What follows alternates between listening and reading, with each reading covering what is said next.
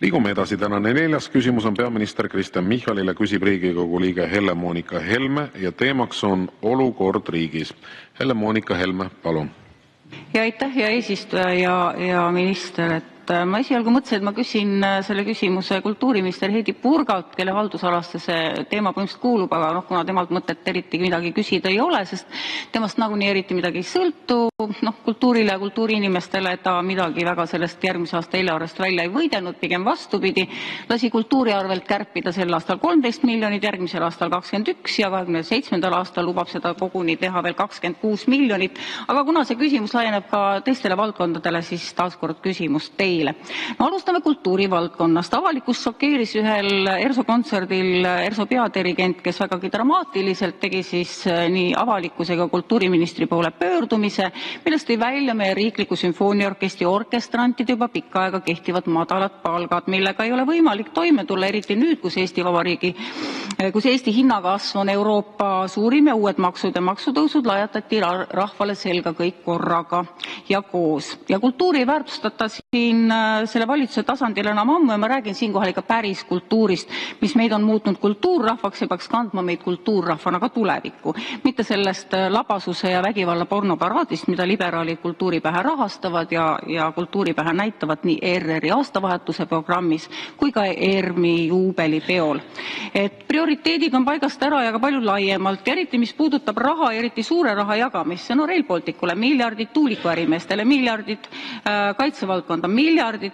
Nüüd me saime teada, et 400 miljonit läheb Kliimaministeeriumile palgatõusuks ja see läheb lisaks palgatõusudeks ja seal on neil niigi head palgad. Selles valdkonnas tundub, et raha üldse enam ei loeta, iga lisanduv null pole number. Ja nüüd ma küsin, kui kogu selles olukorras, kus me riigina oleme, palju salvas muidugi tänu teie käpardlikule korruptiivsele valitsemisele, on raha kasutus niivõrd ühele poole ülevoolavalt ja pillavalt kaldu ja teised paljud valdkonnad kiratsevad, hääbuvad ja kannatavad, et kellele te seda riiki siis üldse teete. Ja Eesti Vabariigi põhiseaduses on muuseas kirjas Eesti kultuuri kaitse ühena 3 prioriteedist. Ja me näeme just nagu sellel ERSO näitavaral muu hulgas, et seda prioriteetid ei järgi, siis tegelikkusest ei järgi ka Eesti Vabariigi põhiseadust. Aitäh! Kas te teete seda tahtlikult ja teadlikult või tõesti arvate, et orkestrandid ja kultuuriinimesed peavad ka teie pintsakust söönuks saama? Aitäh! Härra peaminister, palun! Jaa, aitäh, ja Riigikogu esimees, hea küsija. Midagi on teil numbritega eksituses, et Kliimaministeeriumis kindlasti 400 miljonist palgad ei tõuse.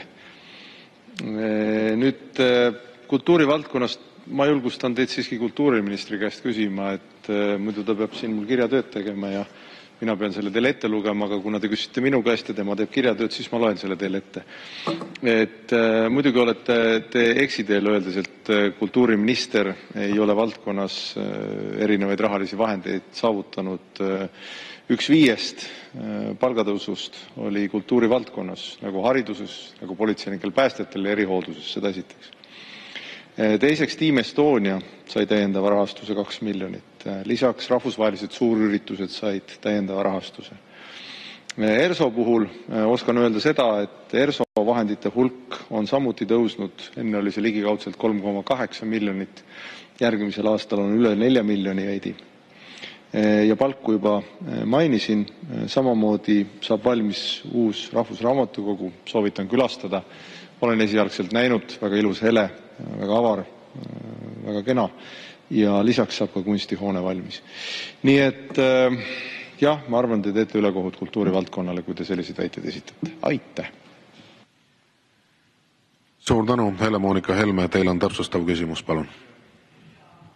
Eks siin me nüüd siis oleme, et ma ikkagi tooks välja selle võrdluse, et Kliimaministeeriumisse suunatud rahast, mille eest me saame ainult mingisuguseid kliimamuinasjutte ja kohutavat bürokraatiat, sellest rahast, sellest 400 miljonist oleks saanud, kui mitu ERSO-t ülal pidada, minu arvates oli 105. Aga teisipäevase Postimehe majanduslugu räägib sellest, kuidas valitsus tahab vabaneda Konjunktuuriinstituudi majandusanalüüsides ja soovides, et analüüsi hakkaks tegema siis edaspidi Rahandusministeeriumi alluv Statistikaamet. Ja erilise rünnaku alla on sattunud siis Konjunktuuriinstituudi peadirektor Peeter Raudsepp. Et te ütlesite siin enne kolleeg Mart Maastikule, et kui tulemus teile ei meeldi, et siis ei peaks teadlasi ründama. Mina ütlen ka, et kui tulemus teile ei meeldi, mis Konjunktuuriinstituut teeb, ei peaks siis selle peadirektorit ründama. Aga Raudsepa sõnavõttude taga on tõsiasi, et 13 kvartalit järjest on püsinud halvad majandusnäitajad. Ja teda on väga inetult tõesti rünnanud ja ega teie rünnatud ka Jürgen Ligi poolt, ega teie teda pole siin hellitanud kurja ja tema isikut ja tööd madaldavaid sõnu olete isegi siin saalis jaganud. On muidugi naeruväärne panna Raudsepp siis ainuisikuliselt vastutama Eesti majanduse viletsate näitajate eest ja tegelikult me teame, et tema ründamise taga on pigem asjaolu, et Konjunktuuriinstituut kui selline on valitsusest sõltumatu, tehes oma analüüse mitte nii, nagu valitsus seda sooviks, vaid teeb teda need reaalsusest lähtuvalt ning seda ilustamata. Ja loomulikult saavad kõik aru, et Eesti majandustel pähikäiku ikka valitsuse vale maksu- ja rahapoliitika tõttu, mitte Konjunktuuriinstituut ei näita siin asju kuidagi halvas valguses. Ehk et vägagi tundub, et valitsusele ei meeldi enda peegelpilt, mis pole kõige ilusam ja seetõttu siis ka Konjunktuuriinstituuti siin rünnatakse. Tavainimesed ägavad suurenenud maksukoormusse ja kõrgenenud hindade all, eks ole, autosid enam ei osteta ega müüda, sest mitte ainult maks, vaid ka registreerimistasu on oma absurdsuses kõigil risti-põiki ees ja laieneb omakorda edasi veel paljudele sektoritele. Aga mis ma seda majandusloengut teile siin ikka pean, ega normaalsed inimesed saavad aru ja on ammu aru saanud, et valitsuste juhtimisel on totaalselt läbi kukkunud. Et ma küsin ka teilt, et kas Eesti majanduse vähikäigus on siis süüdi valitsus või Peeter Raudsepp? Aitäh. Aitäh, härra peaminister, palun. Aitäh. Sellest Konjunktuuriinstituudi ja tarbijakindluse baromeetrist on ju päris palju räägitud ja te ütlete, et sõnumid mulle ei meeldi, aga eksite. Väga positiivsed sõnumid on sealt tulnud. Nii et ütlen kohe ära, meeldivad. Pärast loen need ette ka, kui selleni jõuame. Nüüd sellest, et tarbijakindlustunde mõõtmine ja makromajandus ei lähe kokku, sellest on siiski rääkima hakanud majanduseksperdid. Mitte keegi teine meelevaldselt, et Kaspar Oja, Tõnu Mertsina, Mihkel Nestor, Indrek Saul, samuti Salga analüütik Keerma. Ja nad on kõik viidanud sellele, et selle metoodika muutmine on mõjutanud ka seda tarbijabaromeetrit ja Indrek Saul oma selles artiklis, kui ma ERR-is vist õigesti mäletan, et tõi ka välja selle, et kui tarbijatele oleks siis kommunikeeritud õiglasemat pilti üldisest ja valdavast kindlustundest, oleks majandus olnud väiksemas languses, aga võib-olla isegi kasvus. Raske hinnata, aga üldiselt tihtipeale ka majandus on emotsionaalne, et kui öeldakse, et kõik langeb, siis on loogiline, et inimesed säästavad ja tihtipeale, kui vaadata ka hilisemaid uuringuid, inimeste selline perede majanduslik kindlustunne on nüüd kasvanud. See on ka viimati oli ERR-is vist Riigikantselei tellitud uuring, kui ma õigesti mäletan ja nii edasi. Aga igaüks saab sealt ise täpselt järgi vaadata. Nüüd, mis puudutab Konjunktuuriinstituudi uudiseid, siis ma ei tea, miks te arvate, et need mulle ei meeldi, et ma lihtsalt tahaks, et täpsed oleks, aga viimased 8 näitajat 9 on viimase aastaga paranenud. See on ju hea uudis. Ma näen, et teiegi rõõmustate selle üle, et Eesti inimestele ja majandusel läheb paremini, rõõmustame siis koos. Ja siin on nüüd instituudi enda sõnades on näiteks nii, et septembris suurenes nende ekspertide osakaal, kelle hinnang hetkeolukorrale on rahuldav ja vähenes nende osakaal, kelle hinnang olukord on halb. Paneeli hinnangutest nähtub, et 6 kuu pärast oodatakse majandusolukorra paranemist. Eesti majanduskliima indeks septembris on 14 punkti võrra parem kui eelmise küsitlusel juunis.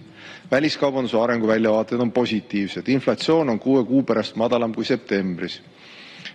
Ja selle sama Eesti Konjunktuuriinstituudi eksperdi hinnangul on viimase 12 kuu kõige suurem paranemine, 31% punkti kategoorias vähene usaldus valitsuse majanduspoliitika suures. Nii et usaldus valitsuse suunas on oluliselt paranenud ja nii edasi. Nii et mulle väga meeldib see kõik, mida ma siit näen. Aitäh! Ja lisaküsimuse esitab Martin Helme, palun. see on muidugi hämmastav, kui väga te meenutate nõukogude aegse propaganda selliseid parimaid standardeid. Et see, mida teie valetavad silmad näevad, kodanikud, seltsimehed, ei maksa midagi. Kuulake, mida teile ütleb ametlik valitsuse kommunikatsioon, eks ole. Meil on eksperdid, no andke andeks, te olete surnud ka naerma, kui te ekspertideks nimetate Kasper Oja või Salka. Need ei ole mingid eksperdid, need on spin-doktorid, kui me viisakalt väljendame. Või siis ütleme niimoodi, et Reformierakonna suuvoodrid, keda meile siis müüakse ekspertidena. Või liberaalse frondi eestvõitlejad. Ärme neid ekspertideks, me ei võta tõsiselt neid, eks teeme niimoodi, et teil omad eksperdid, meil omad eksperdid ja nii ta on. Aga need igasugused, need prognoosid, need on ju kõik vastu taevast lennanud.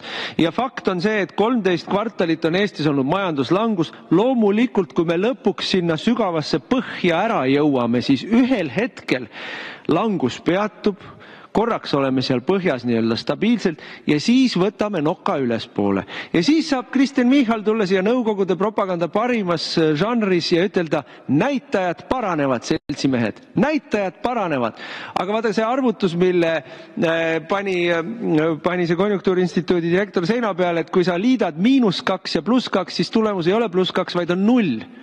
Et see me oleme 13 aastat Reformierakonna kindlates kägistavate kätega põhja liikunud ja nüüd me hakkame tasapisi sealt põhjast üles liikuma selleks, et jõuda tagasi sinna, kus me olime ennem, kui teie hakkasite Eesti inimeste toimetulekut hävitama. Kulub meil veel mitu aastat, ehk ma ei tea, kui mitu kvartalit, aga palju kvartaleid. Nii et need näitajad võivad teile ju meeldida, aga nad ei räägi meile sellest keelest, et Eestis on elu paremaks läinud. Ma lihtsalt soovitaksin vähem kopeerida nõukogudeaegset propagandat. Aitäh. Ma ei nimeta teid seltsimeheks, kui lubate. Eks, lepime nii kokku. Aga hea küsija, et siin te tegite nüüd vea. Te ei kuulanud vastust. Ma saan aru, et infotunnis on nii kombeks, igaüks loeb oma tiraadi ette ja siis eriti EKRE harrastab seda stiili, et nad panevad sotsiaalmeediasse põhiliselt küsimuse. Vastust nad ei pane. Vale. Need samad hinnangud, mida ma ette lugesin, arvake ära, kust olid pärit Konjunktuuriinstituudist. See sama Konjunktuuriinstituut, mille kohta te ütlete, et annab ainukesena õiget sõnumid majanduse tegeliku olukorra kohta. Need olid kõik Konjunktuuriinstituudi arvamused, mis ütlevad, et septembris suurenes nende ekspertide osakaal, kelle hinnang hetkeolukorra on rahuldav, 6 kuu pärast oodatakse majandusolukorra paranemist, see on Konjunktuuriinstituudi enda sõnades. Ja samamoodi eksperdi hinnangul on ka viimase 12 kuu kõige suurem paranemine valitsususalduse vastu. Suuremad paranemised toimusid kategoorias infrastruktuuri mahajäämine, juriidilised administratiivsed takistused äritegevusele. No vot, ja eksperdide hinnangul tuginev koondindeks majanduskliima oli viimati sama kõrge 2021. aastal, ehk umbes 4 aastat tagasi. No, ma kardan, et nüüd, kus te selle fakti teada saite, ärge palun pange Konjunktuuriinstituuti ka sellesse ebausaldusväärsete allikate nimekirja. Aitäh! Suur tänu, sellega lõpetan tänase 4. küsimuse käsitlemise.